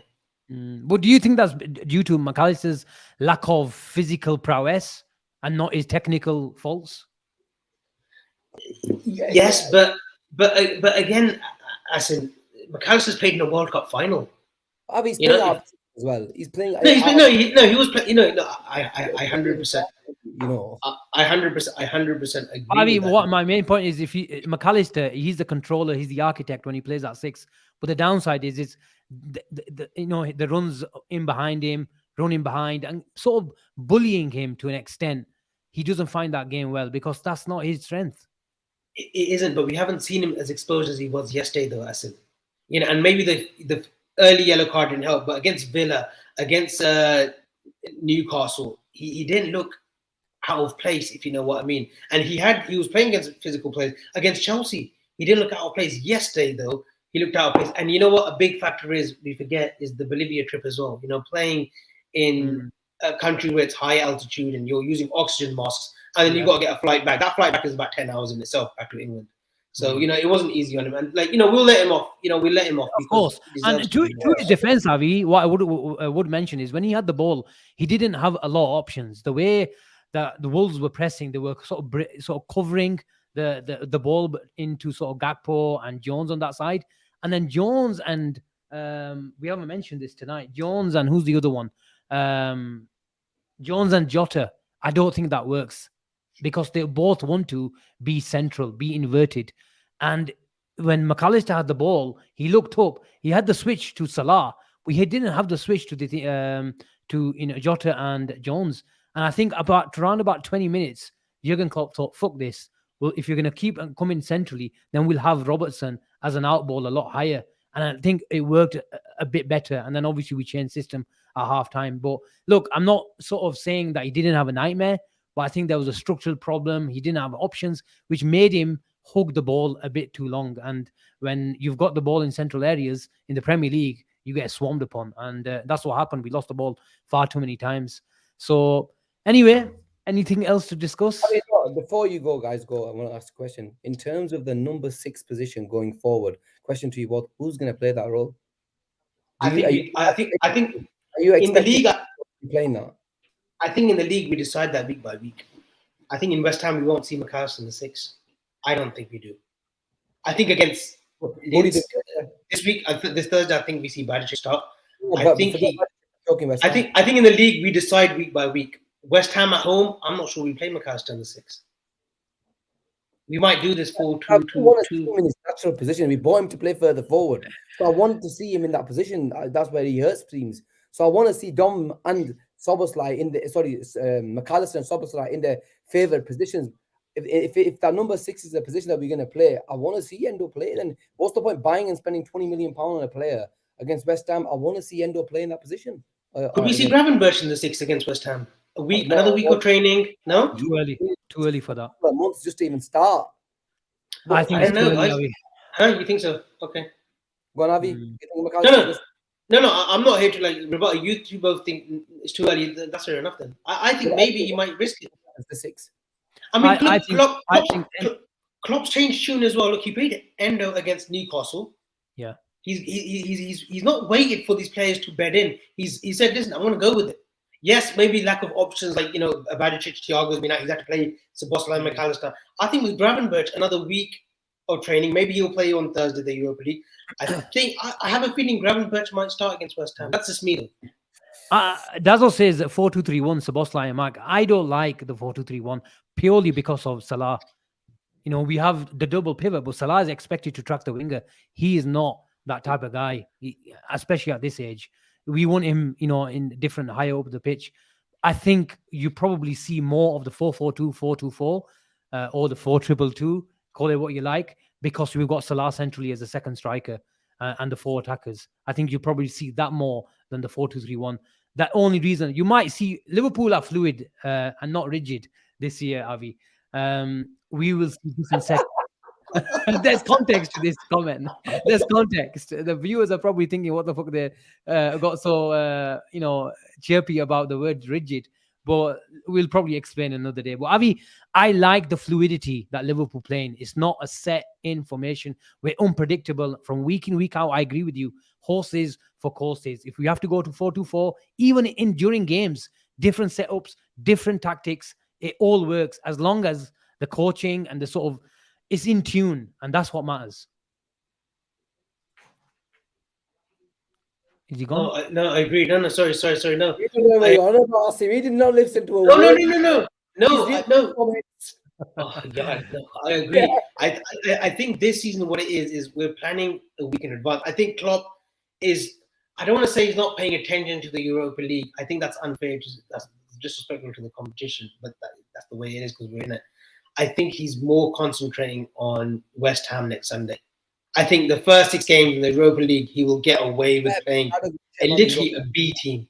Maybe give Gravenberch a start on Thursday alongside Bajicic. Play Elliott, who, by the way, deserves credit as well. I don't want to get, I've been one of those critics on Harvey Elliott. Not that I don't want him to succeed at Liverpool. I want nothing more than him to prove me wrong. But his cameo roles have been very pivotal for this football club this season. He's been brilliant. But just have you proven wrong? There's a first. No. I always with Harvey Elliott, it's just like it's not even this love hate. Like I want him to succeed, but I didn't see a place for him in this team, especially with the way we were going forward, especially with the signings that we've made. Power. Players who can run. Players who got that pass. And Elliott does have a pass in him, but he lacks other facets to his game. But since he's been coming in, these 15-20 minutes, they've been great little cameo roles. So I want more of the same. And maybe look, this season it might just be Elliott just learning his craft more. He's still 20 years old, and it might just be given the 15-20 minutes, and he might be happy with that. He will get his first team starts in the Europa League, in the FA Cup games, in the league games. There's plenty of playing time for him. Well, Gene, that's the main thing that Harvey Elliott needs to do. If he's going to cause a real headache for Jurgen Klopp, that's what he needs to do, produce these sort of goods on the Thursday night to be included. If he's not wanting just cameo performances. But at the moment, I mentioned cameo performances. Every time he comes on, Liverpool are faced with a situation where they just need to keep the ball. And Harvey Elliott is the perfect player where he just needs to keep things ticking over, very comfortable receiving the ball back to goal. And it's, work to treat for Liverpool. We saw it again yesterday when Liverpool just needed to keep the ball. They were suffering in moments. He is a perfect player, and he will roll his sleeves up and put a tackle in and get about the opposition. And what type of better player what type of sort of better person, or even a better footballer that you need, then you should sort of come on and provide that. And he got his moment as well yesterday, where he went into the crowd. And I think was someone on Twitter, somebody up there, Harvey Elliott is in the crowd. That was a perfect caption for it. But he got his moment, and he was deserved to a T. It's fucking going wide. It was going wide. I thought actually it was a great hit. When you first initially saw it, was it going wide? It was a deflection, yeah. It was absolutely going wide. He actually you mentioned there's a player, if you want a player to come on, a guy that loves the football club, that's willing to go on the pitch and put everything, and leave everything on it. That's exactly what you want. But not just that, he's got, technically we know he's a very good footballer. He's easy on the eye. He can play the pass. He'll keep it simple. He'll keep it ticking, and he puts in a shift. So what more can you ask for? And for me personally, look, everybody has their own opinions on Harvey Elliott. I think he'll be a sub player for most of his Liverpool football career, and I'm happy with that, because I know when he does come on and when he gives us that 15-20 minutes, the way he's been doing over the last few games, I'm over the moon with it because that's exactly what you want. You want a player to come in and do a job. He comes in and does the perfect job. So I'm 20 years old and putting in performances like that. And then you're right, he deserves a moment of him going into the crowd because deep down he's a diehard Liverpool fan, and he's probably dying to see. If he wasn't playing, he'd probably be sat with us. So fair play to him, man. And I loved it that he came over to us. We got to go. Me and you, at least we got to go on TV for once. I mean, I can't believe where we're talking about the Liverpool comeback. We changed the game, we changed systems, and it's been 1 hour 20 minutes, and we've not mentioned Darwin this Núñez. lad. How have we managed Let's talk about 1 hour mine. 20, 1 hour 20 without mentioning this lad? How? I have never doubted the kid from day one. I've never doubted him. No, I've never doubted him. Saj, I have never doubted him. Truth be told, you can look at all my tweets. Even private conversations that we've had, all jokes aside, I've never doubted Darwin Núñez. Yesterday, Darwin Núñez was a controlled number 9. He did something that Bobby used to do for that third goal. He won the challenge. Who was it? It wasn't Dawson. Who was the other defender? Was it Kilman? He got the ball off. He nicks the ball off him. It was a Dawson. Dawson nicks the ball off him and gets the ball, runs, passes it to Salah. Doesn't go with the ball and takes a shot, which he could have done last season. He was brilliant yesterday. There was no manic, there's no chaos in his play yesterday. It was very much controlled. He made the right runs into the channels. He hogged that left-hand side as well. Absolutely brilliant. Darwin Núñez is here to stay. He's definitely our number 9. And you know what? He will get his goals, but I think he will assist a lot more as well. I think he'll get his assist. His all-round game is polishing up. That's the key. That's the key. He's polishing up all around. His game is all polished up. He's polishing up his game slowly. He's becoming the complete striker, and that's what we want. We don't want him to be a goal scorer. We need him to be a complete player. Listen, Shahab. No. I tell you why there's context behind this. Because Klopp actually originally said Leighton Clarkson reminds me of Philip Lahm, so that's what I did. That's what he said. I said, look, end of the day, everybody knows I wanted Darwin Núñez to be our number 9. Yeah, you two. I'm keeping my lips sealed. I'm going to let you take this. So all I can say is Darwin Núñez is going to bang, and he's going to, honestly, on a serious note, no, you didn't say he's going to bang. You said he's going to start against Chelsea, which he didn't. Yes. There's a difference. There's a difference between wanting a player to bang and a player. The biggest backer of Darwin Núñez on this channel is me. Remember that. I've been going all summer, but if you've got in this 3-box free system, hear me out. Everybody knows that people who's been watching this channel knows. Where's Kadir? Come out, man. Tell these two, yeah? Don't make me play private audio. We do shows once a month. We do shows once a month. People forget what is said. We do shows only once a month. People forget what's been said. Everybody knows that. Shall we play some private audios of Cheen talking about No. Actually, that's one thing we don't do. I will give him credit. Can I just say, I'm the first one to admit that I actually went to town on Darwin Núñez at the start of last season. Fair enough. Everybody knows that because he's already recorded on shows. But I also said, you have to start him because he's our number 9 and the guy's going to bang this season. Avi sent me a message saying, Bechos. I said, do not sell him. Keep him. Yeah. And let's see the guy move. Who said Bechos? I'm joking. Nobody said. He can say, because listen, I said when he was at Benfica and he gave us the runaround, I said, this player, I can see him come in the Premier League. I didn't say he would come to Liverpool. I said, I can see him getting a big move. And he got his big move to us, fortunately. But yeah, no, those private audios, Sean, maybe we have to release them. Honestly, we have to release them. Asim, I think we have to. Look, talking about the player, though, Asim, what a massive improvement he's made, especially in pre-season and now. And I think the biggest is his decision making is bang on. Even there was times last season when he received the ball, he looked like he didn't know what he was going to do. Now he receives the ball, turned, bang, he's ready to pass. There was times in this game where he had that little intricate play with Diaz. Them two seem to have a bit of an understanding as well now. So with him as a 9, he's already got an understanding with Salah. If he can start with Diaz as well, them 3 are going to cause havoc. And you just know that he's just been a bit unlucky. He could have got a goal yesterday. He could have had a goal against Brighton. He could have been sat here with 4 or 5 goals already this season, and he's hardly played. So go on, Cheen. Go on, finish off. I was in terms of him. Honestly, what a player, man! Honestly, I and mean, you said it was controlled Nunes, but I think it was still the chaotic Nunes where it's an actual end product now over the last 3-4 weeks, where he's obviously bagged 2 goals against Newcastle. But even yesterday, it pushes the opposition 5-10 yards further because they know Darwin Nunes is playing on their shoulder. But in terms of his sort of individual involvements, it was all Rolla. It was No, all I don't. No, Darwin Nunes. no, I disagree. Honestly, I disagree. Yesterday, he was channeling his runs. If that makes sense, he knew where to be instead of I'm just going to be there to win that header, or I'm going to go there. I'm going to Yeah. go there. He wasn't drifting as much as we've seen him before drifting games, especially last season, where I felt that when he was coming on or when he was starting, he had to make an impression straight away. I don't think he has done that. He came on yesterday, 62nd minute? What was the timing of Gakpo's goal? He comes on, and I think he knew that I've still got 30 minutes of game time here. Let me time this. He was playing with a bit of maturity. Yes, that first touch when he plays that 1-2 with Diaz could have been a better touch for that save for Jose Sarr. It was a bit too he did overrun it and run it a little bit. But he was different. His link-up play with Diaz was great. He was actually going on the left and letting Diaz come infield. His touches with Salah, he was tracking back. He was doing everything that we expected Cody Gakpo to do in the first half, which he didn't.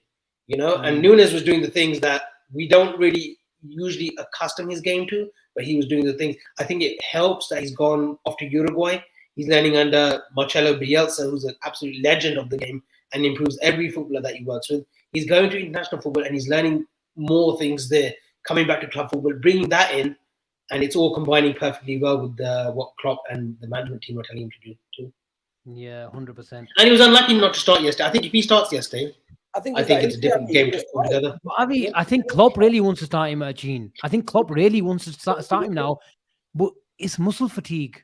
So I don't blame the manager for it. You can't blame him on that. That flight, the game, playing in South America. You can understand the muscle fatigue. He'll have a week off. I don't think he will play against Linsk or Lask, whatever you want to call them.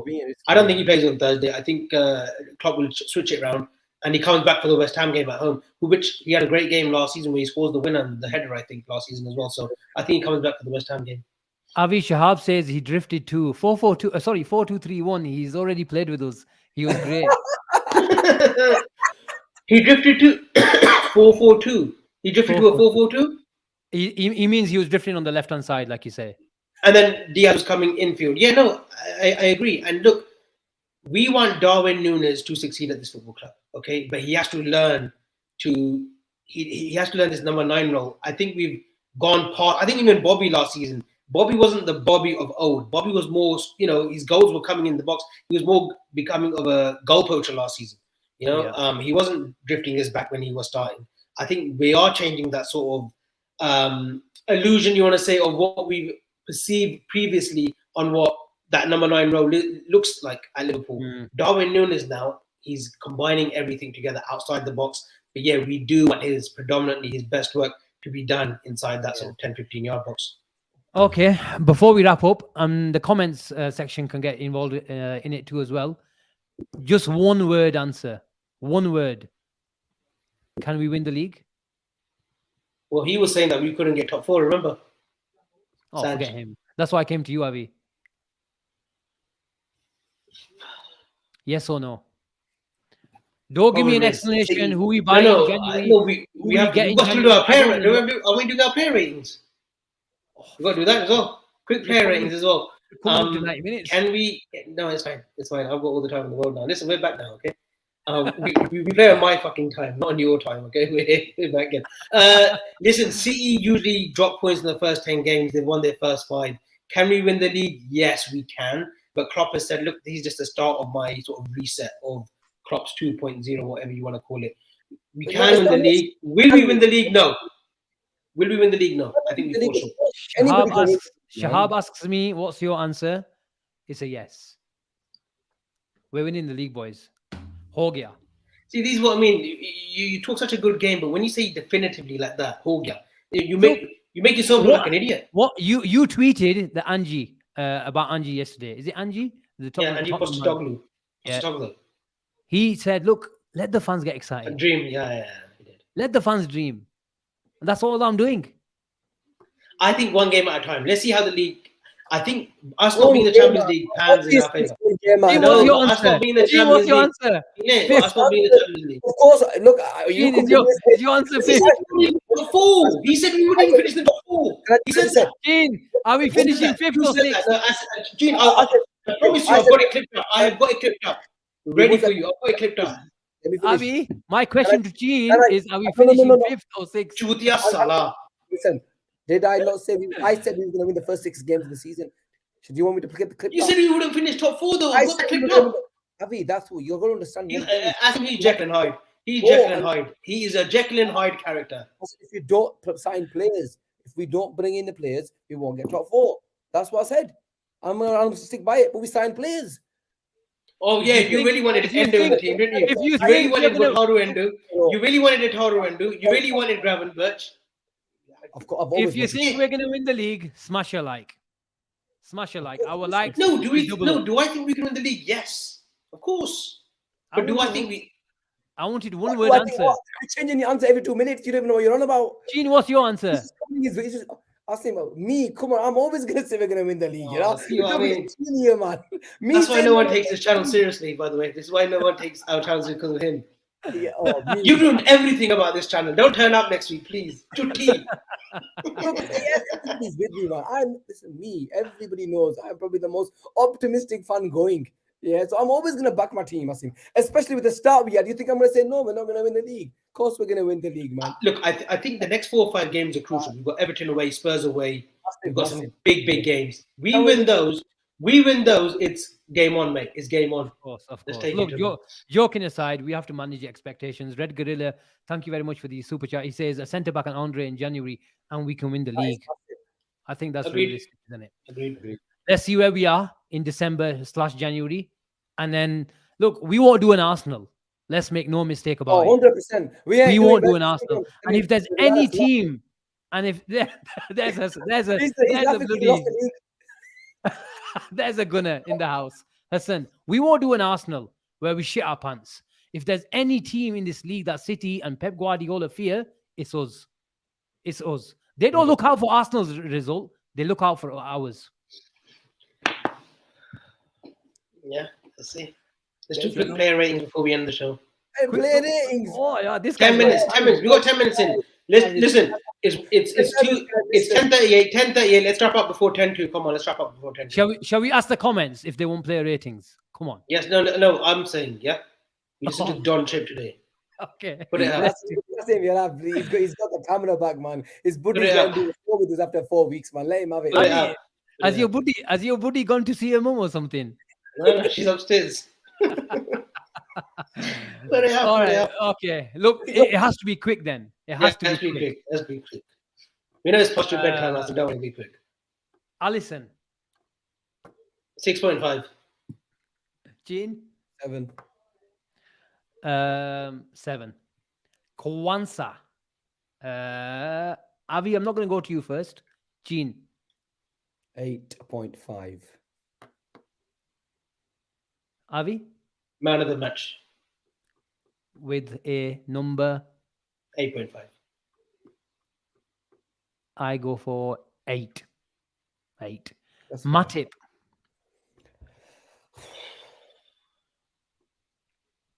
Matip. I'll go with the 5 for Matip. Or even for second half. Yeah, I thought he was really bad. He lost a lot of deals. 5.5. It was probably a 4, but A 5.5, Asim. 5.5. for me. okay, I'm 5.5. going to give him a 6. 6. Okay, Shahab says. Oh, Dazo says 1. Oh, Gomez. Better than Matip, 7 for me. Rating on him, mate. Hopefully he's not in the comments. He'd probably give him a 0. Second thought- half, I'm going to go off the whole game. 7 for you, Joe Gomez. Played 7? very well. Played very well in second half. He was brilliant second half. It was really bad the first half, decent, and he recovered. So average is 6. What did I give? What did I Better give? than Matip. You gave What- Matip 6. What did I give Yeah. Matip? I gave Matip 5.5. I gave Matip a 5, didn't I? Yeah. Yeah, I'll give Gomez a 5.5. that's fair. He was better than Okay. Matip. But I think playing him in this hybrid role, I think it wasn't his fault It's a as well. disaster. Absolutely. Okay, carry on. Robbo. 8. So Kwanzaa, I gave Kwanzaa 8, didn't I? Robertson was probably my man of the match, so I go 8.5. I give I think 7.5. he drove the team second half. He really did. Sorry, 7.5 for me. I Avi? thought first half, I think he was still a bit. He should have. He's not playing for that goal, Asim, first goal. Yeah, he didn't get out, Should have seen his awareness, so that's why I've given him a 8 instead of 8.5. Kwanzaa 8.5. Robert gets the goal, 2-1. So- Essentially an important goal. He got the Gets goal. a 8. Goal as well, Gets man. He got the goal. It was a captain performance second half, 100%. Yeah, so about 8 for me anyway. Okay, McAllister. 4. 4. The less said, the better. I agree with that. I think even he'll probably give him himself a 4 as well. Curtis Jones. 6. 4 first half. He upped it up second half. 6. Not 6. worthy of a 7. Not quite worthy of a 7. Yeah, you know what? I'll probably go with 6. I'm just trying to being Emmy. Can't go with Avi in it, so 6. He's probably right. Yeah, I'll probably go for a 5.5. I thought he was really, he was starved of any possession. He kept things ticking over in the second half, played a lot better in the double pivot. I'd probably give him a 6. Soboslai. 7.5. Agreed. Yeah, 7.5. I agree. Someone said 4. I think that was probably for Curtis Jones. Soboslai. Kashif says 6. Yeah, I think 7. Gakpo. 4. It's Even a though he 4. gets, even though he gets the goal, it's a 4. So he was just as bad. I think because of the goal, he gets a 5 from me. Yep. I thought he was piss poor for really bad first half. He got 5. the goal. At least he We got the goal. That was a goal. Oh yeah, Gene, you could have scored that goal as well if you were in that position, man. It's not that he took a player on and hit it from a Well, It was a little tap in. Come on, the Yeah, right they- place. he's there to put him in it. So You have to be there, don't you? You have to be there. You have to be there. Jota. 4. Just don't like him on that left. I'm sorry, I just don't. Unless we're at home and we create chances, he's in that sort of I thought box in the box he- area. No. You know what? I'm probably right, Avi. You know what? I'm being too kind to him. Probably What do 4, you give him? 5. I was going to go for the 6, but you know what? Now you reminded me. 5. Because the 6 first for half, Jota, bloody hell. 5. I thought. You know what? It reminded me of what. You know what happened? I said 6, but then I reminded him how shit I Harvey's was. gone. Harvey's gone. Trying to get Jota a 6. You're getting Gomez and Manda for 6. Pagal, yeah. That's why we don't want to call you on. This is why I didn't want to do. Avi, there's a thing. You are going to give everybody a rating. Hey, on the this. gay. Yeah. This is why I didn't want to do You are gonna give him. everybody a rating, This is overtime now for Gene. I'm telling you. George, actually, no, Gina could be right. George Dimioff says Jota has a pre-assist. yeah. There you go, man. There you go. Go on, George. Yeah, he based it on that. Tabla of a winger, Tabla. Nah, he's a 4. He was really bad. Muhammad Salah, the king. What are we 8. giving him? 7.5. Quiet game. Quiet. 7.5. Yeah, Quiet 7.5. game, it's 8 for me. 3 assists, man. Yeah, trust me, 3 assists is a hard feat, man. People are giving 8.5 9s, man. This is 8.5. You don't harsh on him. 3 assists is a difficult thing to do. Yeah, What No, did I you- know, but go on. What did you give Kwanzaa? 8.5. yeah, and Yeah, I guess Salah. what's the man of the match? He was my man of the match, Asim. Yeah. You got to know the context of things. Like he's thrusted in first half. I look at everything. Well, the context of everything. You young, you debut, all that sort of thing. Proper Yeah, of start. course. I understand. So for me, that's why I gave him an 8.5 in terms of his The performance. I salary think 8. I Salah- wouldn't argue with the 8 for salary either. I wouldn't argue with it. You have to give him an 8, man. Relatively quiet for Salah standards, but 3 assists, like Gene says. Come on, man. He's still a game changer for us, and in a quiet game, he still produces magic for us. So you have to give him an 8 because that's the name of the game, isn't it? Diaz, I think he changed the game. He changed the game. I give Diaz. Is it dependent? Your rating dependent on how much he plays? He played No. more or less a full half. He played. I he give did the Diaz second half. I give Diaz a 7.5. Yeah, 7. same. He would have got an 8 if he scores that goal, that header. He should have scored that, by the way. Should have Yeah. scored that by his standards. Harvey 7.5 is Elliott? great. Harvey Elliott, 7.5. 7.5, yeah. Great Yeah. little cameo. Can't go wrong. Darwin? 7.5. Yeah. They both Okay. get 7.5. Konate? Kanate played about 8 minutes, didn't he? I know. 6. He don't Give him an qualify. average 6, 7. Give him a 6 then. We should do actually a new addition to the player ratings, the manager rating. Listen, it would be good if you can, like, at the same time, insert go. the bloody ratings under the names. Otherwise, just get the little box out. Useless. Yeah. I promise you, by next week, I will have that feature where we can edit it, and we'll have on Monday morning, we should have BNR official player ratings on Twitter. That'll get a bit of traction. Callum Birds. He nearly scored. He didn't got the penalty. Oh, he didn't got a penalty. Reminded us, man. Go on, Kiss. Sorry, I don't know Kismati. That's your surname, but Gravenberch, you know, Gravenberch started the game, came off, debut 7. Let's give him a 7. Jay Let's be is kind. after me today, man. Jay, Jay is after me. Yeah, I know what you're gonna give him, Jay. So I'll give it for you too. No. Jay calls a spade. When No, to be he has honest, to give someone you credit, he know- does. There's been no ring rust from you, Asim. And there hasn't been no ring rust from me. Oh, The lesson about him, the lesson about him, the better. The lesson about him, the better. Manager rating, Gene. Manager Maybe. rating. Manager ratings. Look, to be fair to Klopp, I've got to give him a lot of flowers, mate. 8.5. I thought he was brilliant. My issue isn't if he pulls the team out, I'm now happy with the team. So for him to change it when we were down straight away, 8.5 for me. He was brilliant. Yeah, Got flowers, man. I give him a really solid 8. A solid 8. Because I think they misread the situation first half as well. That first 45, the manager needs to take a bit of responsibility. Avi, fuck off. Take that comment down. I'll take it down straight away. There you You are go. coming up today, mate. Laddu Bandalo, actually. That's it, mate. Laddu are coming up. Right? See you at the World Cup, I don't wanna- It's the only time I'm an Indian when I know we won something. Not solid 8, Asim. Took the words out of my mouth. 8. Solid 8. Pakistan going to win the World Cup. Liverpool are going to win the league. That is the wrap. Listen, if Pakistan win the World Cup in India, that would be some feat. We've got too many injuries, Avi. Yeah. Asim, the wonder boy, the star boy is injured. He's out for the rest of the year, apparently. You still got like the likes of Shoaib Akhtar and Waqar and all those boys. Inzi, Alu, you got Ijaz Ahmed coming in at 3-4, batting in the middle order. You still got some players. Is Rashid Latif still? Is he still the wicketkeeper? Rashid Latif, Moin Khan, Saeed Khan, Amir Sohail, Abdul Razak. That's the cricketers I know. I don't know any of the latest cricketers. Avi, you know Shaheen, man. Come on, man. That baller, you know. The fast bowler. You know how Neto had Gomez on toast. Shaheen has Kohli on toast all the time. That'll get the comments going. Is he a good bowler? Is he? Yeah, it takes 2 He's balls. very young. He's a young one, though, isn't he? He's young. Yeah, And he had some injuries injuries though. He's had injuries or something. Okay. Yeah. I am definitely going to get into the World Cup.